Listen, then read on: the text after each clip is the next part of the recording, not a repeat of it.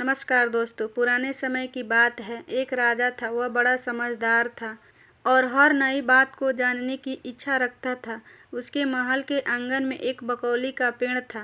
रात को रोज नियम से एक पक्षी उस पेड़ पर आकर बैठता और रात के चारों पहरों के लिए अलग अलग 4 तरह की बातें कहा करता।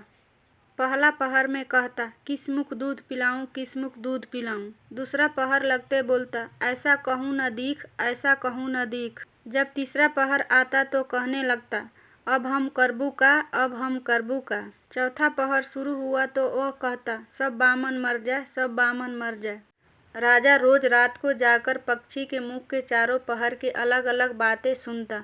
सोचता पक्षी क्या कहता है, पर उसकी समझ में कुछ न आता। राजा की चिंता बढ़ती गई।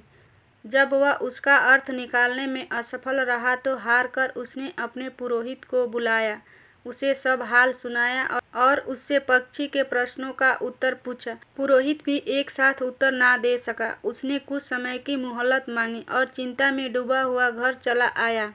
उसके सिर में राजा की पूछी गई चारों बातें बराबर चक्कर काटती रही। वह बहुतेरा सोचता रहा, पर उसे कोई जवाब न सूझता। अपने पति को हैरान देखकर ब्राह्मणी ने पूछा, तुम इतने परेशान क्यों दिखते हो? मुझे बताओ, क्या बात है? ब्राह्मण ने कहा, क्या बताऊं, एक बड़ी ही कठिन समस्या मेरे सामने आ खड़ी हुई है। राजा के महल का जो आंगन है, वहाँ रोज रात को एक पक्षी आता है और चारों पहरों में नित्य नियम से 4 अलग अलग बातें कहता है।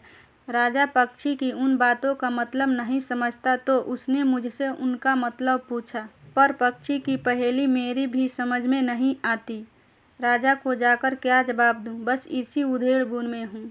ब्राह्मणी बोली, पक्षी क्या कहता है, जरा मुझे भी सुनाओ। ब्राह्मण ने चारों पहरों की चारों बातें कह सुनाई। सुनकर ब्राह्मणी बोली, वाह, यह कौन कठिन बात है, इसका उत्तर तो मैं दे सकती हूँ। चिंता मत करो, जाओ राजा से जाकर कह दो कि पक्षी की बातों का मतलब मैं बताऊंगी। ब्राह्मण राजा के महल में गया और बोला, महाराज, आप जो पक्षी के प्रश्नों का उत्तर जानना चाहते हैं, उनको मेरी स्त्री बता सकती है। पुरोहित की बात सुनकर राजा ने उसकी स्त्री को बुलाने के लिए पालकी भेजी। ब्राह्मणी आ गई। राजा रानी ने उसे आदर से बिठाया। रात हुई तो पहले पहर पक्षी बोली, किस मुख दूध पिलाऊं, किस मुख दूध पिलाऊं। राजा ने कहा, पंडितानी सुन रही हो, पक्षी क्या बोलता है? वह बोली, हाँ महाराज, मैं सुन रही हूँ, वह अधकट बात कहता है। राजा ने पूछा, अधकट बात कैसी? पंडितानी ने उत्तर दिया, राजन सुनो, पूरी बात इस प्रकार है। लंका में रावण ने जन्म लिया है। उसकी 20 भुजाएं हैं और 10 शीश। उसकी माता कहती है कि उसे उसके कौन से मुख से दूध पिलाऊं। राजा बोला, बहुत ठीक, बहुत ठीक, तुमने सही अर्थ लगा लिया। दूसरा पहर हुआ तो पक्षी कहने लगा, ऐसा कहूँ न दीख, ऐसा कहूँ न दीख। राजा बोला, पंडितानी, इसका क्या अर्थ है? पंडितानी ने समझाया, महाराज सुनो, पक्षी बोलता है, घर जंब 9 दीप, बिना चिंता को आदमी, ऐसो कहूँ न दीख, ऐसो कहूँ न दीख। चारों दिशा, सारा पृथ्वी, 9 खंड सभी छान डालो, पर बिना चिंता का आदमी नहीं मिलेगा। मनुष्य का कोई न कोई चिंता हर समय लगी ही रहती है। कहिए महाराज, सच है या नहीं? राजा बोला, तुम ठीक कहती हो। तीसरा पहर लगा तो पक्षी ने रोज की तरह अपनी बात को दोहराया, अब हम करबू का, अब हम करबू का।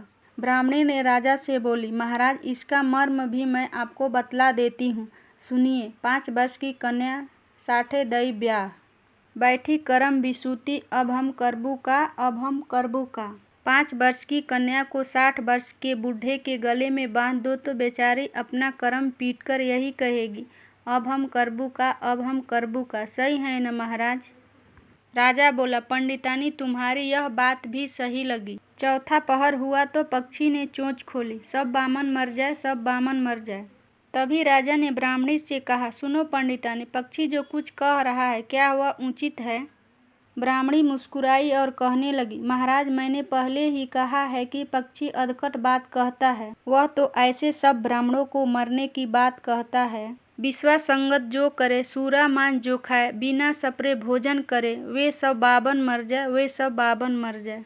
जो ब्राह्मण वेश्या की संगति करते हैं, सूरा और मांस का सेवन करते हैं और बिना स्नान किए भोजन करते हैं, ऐसे ब्राह्मणों को मर जाना ही उचित है।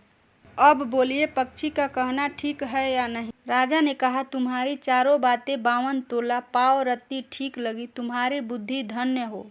राजा रानी ने उसको बढ़िया कपड़े और गहने देकर मान सम्मान से विदा किया। अब पुरोहित का सम्मान दरबार में पहले से भी अधिक बढ़ गया। वीडियो को लाइक और चैनल को सब्सक्राइब करें। धन्यवाद।